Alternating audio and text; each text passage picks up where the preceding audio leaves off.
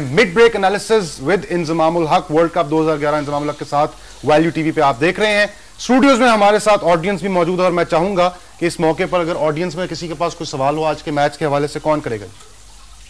जी आपकी। इमाम भाई, मैं आपसे सवाल पूछना चाह रहा हूं कि जिन पिचेस पे सब कॉन्टिनेंट में ये मैचेस हो रहे हैं, उनमें आपके हिसाब से किस तरह का बॉलिंग कॉम्बिनेशन हमारी टीम को सामने रखते हुए, किस तरह का बॉलिंग कॉम्बिनेशन आप आइडियली देखते हैं कि कितने उसमें स्पिनर होने चाहिए और कितने उसमें तेज बॉलर, और हमारे पास ऑलराउंडर भी हैं, तो एक तो कितने बॉलर खिलाने चाहिए और फिर उनमें कॉम्बिनेशन क्या होना चाहिए? जी भाई, देखिए हमारी जो उनकी बॉलिंग डिपेंड करती है ना, वो काफ़ी सारे उसमें से ऑलराउंडर्स हैं, जिस तरह आफरीदी है, रज़ाक है और हफीज़ है।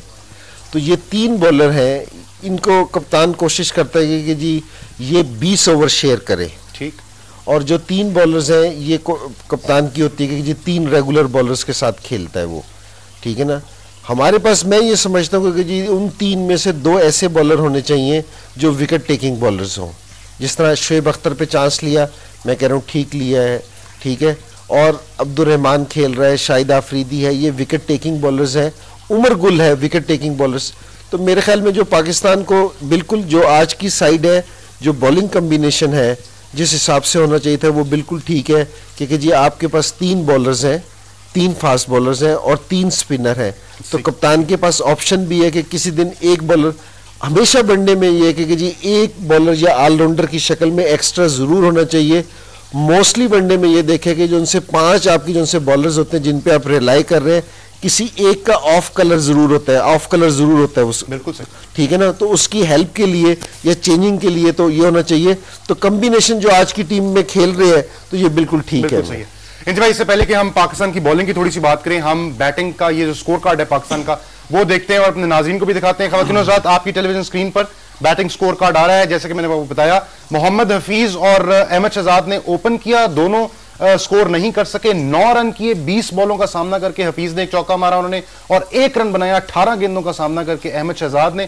कामरान अकमल ने 55 रन बनाए, 67 बॉल्स उन्होंने खेली, 5 चौकों की मदद से ये स्कोर किया। यूनुस खान ने 2 चौके मारे, 67 बॉल्स में 50 किया उन्होंने। मिसबाउल हक ने 65 किया ऑफ 69 बॉल्स, 1 चौका और 2 छक्के मारे। अब आप ये देखें कि सिर्फ 1 चौका और 2 छक्के हैं 65 में, तो 1s and 2s उन्होंने बहुत सारे किए और इजी बॉलिंग उनको मिली थी, जैसे इंजी भाई ने भी कहा। उमर अकमल ने 71 किए ऑफ 52 बॉल्स, 136.53 का स्ट्राइक रेट रहा, 8 चौके और 1 छक्का उन्होंने मारा। 7 रन किए शाहिद आफरीदी ने, 4 गेंदों में 1 चौका भी उन्होंने मारा। 8 रन किए 6 गेंदों में अब्दुल रज़ाक ने और एक ये मेरा ख्याल है तो हमारे पास स्कोर थोड़ा सा पुराना आ रहा है शायद। अब्दुल रज़ाक खैर आउट हो गए थे एंड पे, लेकिन ये है कि इन्होंने 1 चौका मारा था और 8 रन थे इनके। नॉट आउट रहेगी, अच्छा sorry, Abdul Razzaq not out रहे जी, 8 रन बनाए उन्होंने 6 गेंदों पे 1 चौका मार के। और अब्दुल रहमान नॉट आउट रहे, 5 रन बना के 3 गेंदों का उन्होंने सामना किया। 46 एक्स्ट्रा जैसे इंजमाम भाई भी कह रहे थे, जिसमें से 37 वाइड के एक्स्ट्रास और 6 नो बॉल के एक्स्ट्रास थे। 7 विकेटों के नुकसान पे 50 ओवर्स में 317 रन किए, 6.34 रन फी ओवर की औसत से उन्होंने बैटिंग की। और ये थी जनाब बैटिंग। अब अगर हम थोड़ी देर के बाद आपको बॉलिंग फिगर्स भी दिखाएंगे, लेकिन उससे पहले इंजी भाई अब बॉलिंग पे अगर हम जाएं तो कौन करेगा अटैक, कौन करेगा? शोएब अख्तर के साथ आप समझते हैं रज़ाक ही से शुरू करना चाहिए या उमर गुल को लेके आए या स्पिनर से शुरू करें? मैं सिर्फ बॉलिंग पे 1 मिनट आने से पहले मैं थोड़ी सी बैटिंग पे एक हल्की सी बात करूंगा। वो ये कि अगर आप हमारे ओपनर्स का दोनों का देखें ना, कि अहमद शहजाद ने 18 बॉल पे 1 रन किया है, उसने 20 बॉलें खेली हैं। इसका मतलब ये है कि तकरीबन ये 7 ओवर खेले हैं दोनों मिलके, 6.5 से 7। ओपनर जो बड़ी टीमें होती हैं, जिस टाइम आप बड़ी टीमों के खिलाफ खेलते हैं तो वो आपको इतने लूज बॉल नहीं देती कि जी, हालांकि ये बड़ी टीम नहीं थी, लेकिन जो आगे मैचेस आएंगे तो वो आपको इतने लूज बॉल नहीं देंगे। आप बॉलर को परेशान करने के लिए दोनों ओपनर्स में जो हमें मुझे कमी महसूस हो रही है कि इनको सिंगल लेना नहीं आता, क्योंकि जी बॉल को किस तरह रोक के किस तरह स्ट्राइक रोटेट करनी है। ये जितनी ज्यादा स्ट्राइक रोटेट करेंगे ना, उतना ज्यादा बॉलर्स पे प्रेशर जाएगा कि अहमद शहजाद की टेक्निक और है, हफीज की टेक्निक और है, बॉलर को हर बॉल पे सोचना पड़ेगा।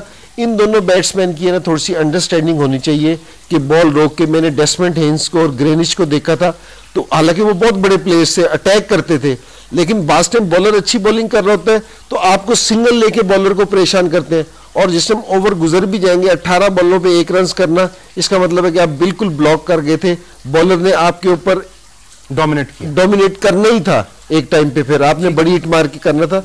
तो सिर्फ बैटिंग के हवाले से ये कि जिस तरह हमारे मिडिल ऑर्डर में आके यूनुस ने, मिसबा ने, कामरान ने, सारे ने वो सिंगल किया कि अपने ऊपर प्रेशर नहीं आने दिया। तो मेरे ख्याल में दोनों ओपनर्स को हमारे चाहिए कि ये सिंगल की तरफ है ना थोड़ा सा ध्यान दें। इंजी भाई अभी हम फिर बॉलिंग फिगर्स भी जरा देख लें जी, फिर पाकिस्तान की बॉलिंग की बात करते हैं। खवातीन टेलीविजन स्क्रीन पर आपकी बॉलिंग फिगर्स भी आ रहे हैं। थॉमस ओदोयो जो उनके एक्सपीरियंस बॉलर हैं, उन्होंने 7 ओवर किए, 3 विकेटें ली, 41 रन देकर 2 ओवर उन्होंने मेडन भी कराए। शुरू में बड़ी अच्छी बॉलिंग वो कर रहे थे, वो तीनों 9 ओवर्स में उन्होंने 1 मेडन कराया, 49 रन दिए, 1 विकेट उन्होंने हासिल की। और उदियोम्बो ने 7 ओवर्स में 65 रन दिए, उनको कोई विकेट नहीं मिली। नोगोचे ने 10 ओवर्स में 46 रन दिए, 1 खिलाड़ी को उन्होंने आउट किया। कमांडे जो उनके कप्तान भी हैं, उन्होंने 7 ओवर किए, 64 रन दिए, बहुत एक्सपेंसिव रहे, 1 विकेट उनको मिली। और स्टीव चिकोलो ने 9 ओवर्स किए, उन्होंने 44 रन दिए, 1 विकेट उनको भी मिली।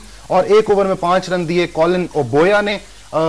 इस तरह से इनकी इकोनॉमी रेट जो है वो 5 है, बिकॉज 1 ओवर में उन्होंने 5 रन दिए थे। इंजी भाई बॉलिंग फिगर्स भी हमें बता रहे हैं एक्सपेंसिव रहे, और फिर लूज भी किया उन्होंने। जो एक इनिशिएटिव लिया था केन्या के बॉलर्स ने, वो लूज भी कर दिया, फुल टॉसेस करा के, वाइड बॉल्स करा के। एक्सपीरियंस की कमी जी बिल्कुल, क्योंकि पाकिस्तानी बैट्समैन तो कुछ एक्सपेरिमेंट नहीं कर रहे थे। नहीं, पाकिस्तान ने कोई अटैक करने की कोशिश नहीं की। यूनुस ने और कामरान ने, उस टाइम भी नहीं था कि जी आप है ना बॉलर्स पे अटैक करते या करते कि जी आपकी 2 विकेटें गिर गई थी, आप वर्ल्ड कप स्टार्ट कर रहे थे तो मुश्किल था। लेकिन ये कि जो प्रेशर होल्ड किया था ना, मैं बड़ी टीम की यही क्वालिटी होती है, जिस टाइम वो एक दफा किसी को प्रेस करती है ना तो फिर उसको वापसी नहीं आने देती। यहाँ सारी जो चीज हो रही थी क्योंकि जी कीनिया ने पाकिस्तान को जिस टाइम 2 आउट कर लिए थे और रन्स भी नहीं करने दिए पाकिस्तान को, क्योंकि जी 7 ओवरों में 14 से 15 रन्स थे और पाकिस्तान की विकेटें भी गिर गई थी। वहाँ ये है कि जी इन्होंने लूज बॉलिंग करनी शुरू की। वाइड्स के 37 रन इन्होंने दिए, वाइड्स पे 9 बॉलों के अलहदा से रन हैं। और उस टाइम पे अगर जो मैच देख रहे होंगे उनको पता चल रहा होगा कि इन्होंने 7 से 8 फुल टॉस से फेंकी, क्योंकि जो बॉलिंग की तो उसकी वजह से पाकिस्तान का प्रेशर रिलीज हुआ, वाइट बॉलों से रिलीज हुआ। क्योंकि आपका स्कोर बोर्ड तो चलता है ना, जिस टाइम बैट्समैन स्कोर बोर्ड की तरफ नजर जाती है तो चल रहा है।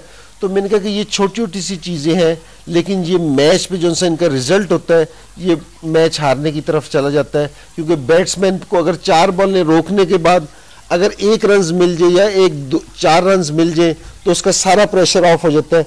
वरना ये है कि बैट्समैन किसी लंबी हिट मारने के चक्कर में जाता है, वहां उससे कोई गलती करता है, तो मेरे ख्याल में ये प्रेशर होल्ड नहीं कर सके। वैसे अब हम आते हैं बॉलिंग की स्ट्रैटेजी हमारी। बॉलिंग में ये है कि जी बिल्कुल शोएब अख्तर और मेरे ख्याल में रजाक और शोएब शुरू करेंगे। नहीं, उमर गुल को अगर जो भी हम T20 में भी देख रहे थे या उसके बाद देख रहे थे, वन चेंज पे लेके आते हैं उसको। और पाकिस्तान के पास ये ऑप्शन होनी भी चाहिए कि अगर खुदा ना खास्ता एक बॉलर अगर नहीं रिदम में आता तो पाकिस्तान के पास बड़ी अच्छी ऑप्शन है, दूसरा तेज करने वाला है और आफरीदी भी सर्कल में बॉलिंग कर लेता है। और ये क्या नाम है इसका अपना अब्दुर्रहमान भी बॉलिंग, हफीज से भी इन्होंने बॉलिंग कराई थी इसमें। तो पाकिस्तान के पास बॉलिंग की काफी ऑप्शन है। लेकिन मैं ये कह रहा हूँ कि इस मैच में जो सारों का मरकज रहेगा वो शोएब अख्तर रहेगा। वो सिर्फ इसलिए कि कोच ने भी, कप्तान ने भी उनके फिटनेस पे जो नुक्ता उठा है तो उस पे सारे लोगों की नज़र उस पे होगी। तो मेरी ये ख्वाहिश है कि शोएब अख्तर अच्छी परफॉर्मेंस दे, फिट नजर आए, ताकि ये कि जी अगले जो उनसे मैचेस हैं पाकिस्तान के बड़े मैचेस उसमें आपको। बिल्कुल ठीक है। ख़वातीन हज़रात एक छोटा सा ब्रेक लेते हैं, ब्रेक के बाद वापस आके मजीद इस डिस्कशन को आगे बढ़ाएंगे। एक छोटे से ब्रेक के बाद मिलते हैं।